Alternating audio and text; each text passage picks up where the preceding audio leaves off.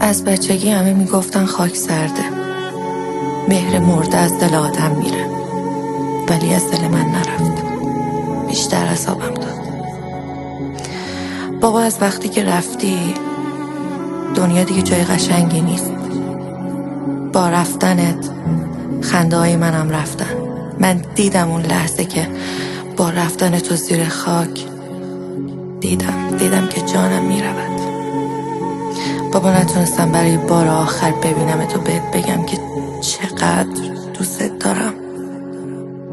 فقط بهت میگم مواظبم باش بابا، خیلی مواظبم باش. رفیق روزای تنهایی، چقدر دوری از من، کجایی؟ دلم تنگ شده صدات کنم، بگم برام شعر بخون بابایی.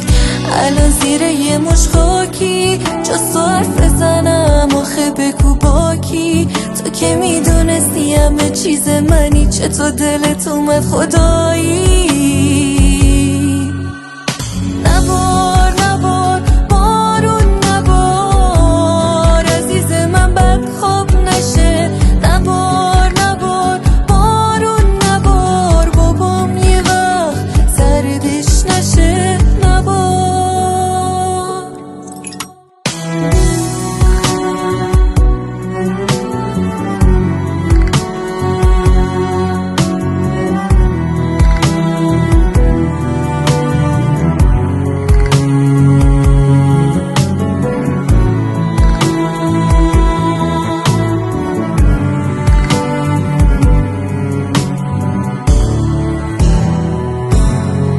چشامو میذارم رو هم، انگار همین دیروز بوده. بچه بودم تو بغلت، رفتی ولی خیلی زوده. میترسم از شبایی که بعد تو انگار عذابم، کاش به یاد بچگی ها بشه بغل بازم بخوابم.